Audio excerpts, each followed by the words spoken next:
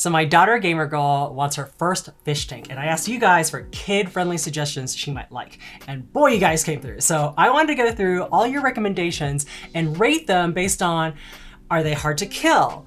Are they attractive to kids, like really colorful and, you know, lots of personality, not shy? And then are they readily available at pet stores and cheap relatively? So after I get my top 10 list, then we're gonna show them to her and see what she thinks. So here is my tier list. I made, so it's slightly different than your usual one, where S means super awesome. A is, yeah, they're fine, they're okay. B is, these are bigger fish. So a lot of new fish keepers don't like to get bigger tanks. So just be aware that yes, they're great fish, but you're gonna have to get a bigger tank, not just like a 10-gallon. C is, they're okay, but with some caveats. And then F is fail. No way, Jose, would I recommend this for my children.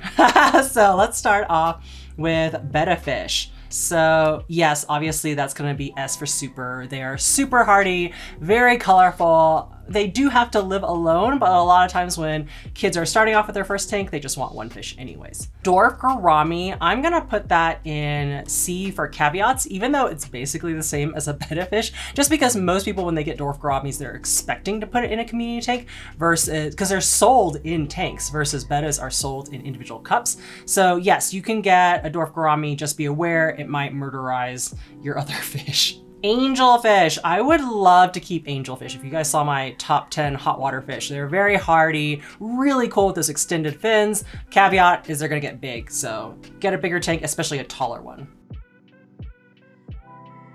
Ah, the famous guppy. I'm gonna put this in caveats.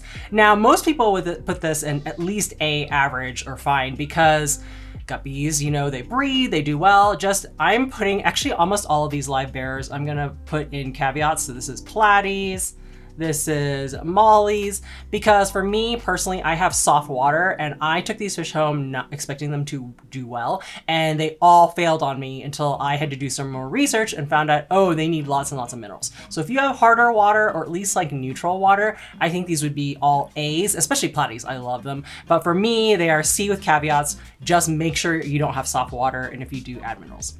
For swordtails, I would put it in C for caveats, but I'm gonna put it in F for fail because not only do they need a bigger tank, but they're also more aggressive than people expect. Because you get them at the pet store, they're smaller, they kind of look like the mollies, and so you expect them to be peaceful, but they definitely do a lot of chasing around. So if you're gonna keep bigger tank, get lots of breaks in line of sight, and then maybe more females than males. Neon Tetra, classic pick. I'm gonna put that in A for average, just because you're gonna have to get a school of them. People say at least 6, but I would say the more the merrier, because I found them to be pretty shy. Cherry barbs, I really like. I haven't kept them yet, but every time I see them, I think they're awesome. Bright red, I think any kid would like that. But same thing, schooling fish. They're gonna be kind of on the bottom half of the tank. Harlequin rasboras, another really bulletproof fish. Can take a lot. They get about 2 inches, so you see them at the store, they're like, oh, they're only 1 inch long. They're pretty impressive when you see them at full grown size, so I like them. Corridoras, so I am definitely putting that in S for supreme because they are the best bottom dwellers. I personally think, depending on which species you get, but most of the more common ones that you see at pet stores, they are very outgoing and not that shy. They're constantly shuffling around and digging around in the substrate, looking for things to eat, good cleanup crew. I don't know, they're just really derpy. They do these things like all of a sudden go up to the top and take a breath of air. They roll their eyes. It looks like they're, you know, blinking. So I love corys and lots of varieties to choose from. Zebra Danio, I'm gonna say, yeah, they're fine. Very, very hardy. A lot of like scientists actually use them in labs. They're not the most colorful fish. I mean, yes, they do have those really bold stripes on them, but it's a little more monochromatic, so. But very cool, very fast, very lively. Goldfish, love goldfish. I would love to keep them, but they're gonna go in B for a bigger tank. People just don't realize how large they can get. And so, yeah. Definitely be aware of what you're getting into, especially if you get them for like free or for 25 cents at a carnival. That thing needs a giant tank. Coolie Loaches has to go in S for Supreme. Another amazing bottom dweller, but I just love how, I mean, this is kind of the oddball category. I love how they look like little miniature eels. They've got the zebra stripes. Again, super, super hardy. I always mention that story from Master Breeder Dean where he accidentally left one in a tank that he didn't completely tear down and had like an inch of water in it for almost a year, and it totally survived on the gunk that was in there, and when he went to actually finally clean it out, it was still alive. African dwarf frogs are often seen as a, like, I have a lot of teachers for my kids who want them as pets, like the school classroom pet. And I'm always like, because they're a little bit harder to feed. I don't think they eat like normal sinking pellets or food as easily, and they're very messy eaters, so they tend to like leave a lot of the leftover foods. Usually people want to feed them live foods or frozen foods, which is not as easy, especially if this is like for a kid to learn how to take care of. So I have a whole category of GloFish because they are rainbow colored and very attractive to children, as you can see. The first one is the black skirt tetra. I'm gonna put that in B, actually. I was watching Primetime Aquatics care video on black skirt tetras, and he says they get about 3 inches, and he would really recommend a much larger tank than most people keep them in, even though the internet seems to say like 15 gallons. And I'm kind of in agreement with him as well. You need a school of them, they're gonna get big, you need a bigger tank.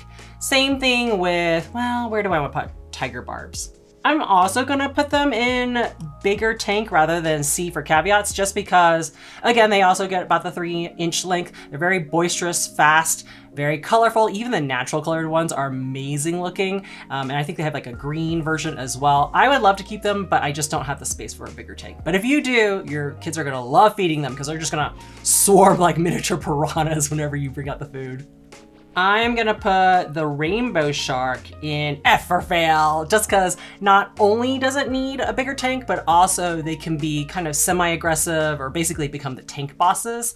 So unless you really know what you're doing, I wouldn't suggest necessarily getting this for your child, because you might be looking at getting like a 4-foot long tank. Now the Prestella X-ray tetra is new to the GloFish family, and yeah, I would just put it in A as average. You know, it's kind of like a neon tetra or Harlequin rasbora. You're gonna want a school of them. They stay smaller, I think around 2 inches, so they could go into a smaller aquarium. But yeah, and they have the normal color ones as well. I'm gonna skip the GloFish versions that I already mentioned in their regular form, like the Corydoras and the Zebra Danios all have GloFish versions, but I already talked about them, so let's move on. Invertebrates. As you've probably seen in my previous care video, kind of about mystery snails, my review video, I love them. I think they're amazing for children. They're larger, so it's easier for them to see. They come in many, many colors, and they're very fast moving for a snail. Great cleanup crew. They've got the weird little antennae and everything. I think they're a very good, pretty hardy for snail too. Pet for children. Now the last one you might be kind of confused about, but this is a brine shrimp. And so I'm gonna put this in fail. And the reason why I added it is because same thing, one of my kids' teachers was looking for a classroom pet. It was between a turtle and sea monkeys is what she knows them as, what most people know them as, but they're actually brine shrimp and they do live in salt water. And so I'm a freshwater girl. Having to make salt water, while you may not have to be as careful with the salinity parameters for brine shrimp, I still think it's just a lot of hassle, and that's probably not something I would get my child for their first ever fish tank. Okay, I have Gamer Girl here with you. I want you to choose from the top 2 rows, so S rank and A rank. I know there's only 9, I promised you guys 10, but oh well. Which ones do you like?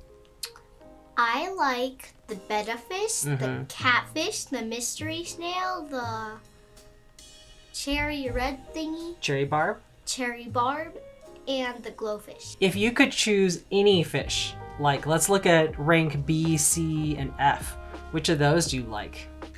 I like all of the B, the angelfish, the gold. Oh, angelfish. Angelfish, the goldfish, the GloFish, and the other GloFish. The black skirt tetra and the tiger barb. Yeah, and I also like the lobster crab. You like the brine shrimp? That one's a saltwater creature. That's why we can't keep that. If you want to see what fish Gamer Girl ends up picking, as well as step-by-step instructions to how we set up her tank, you can follow along this future playlist over here. Otherwise, take time to enjoy your aquariums, and I'll see you in the next video. Bye. That was good.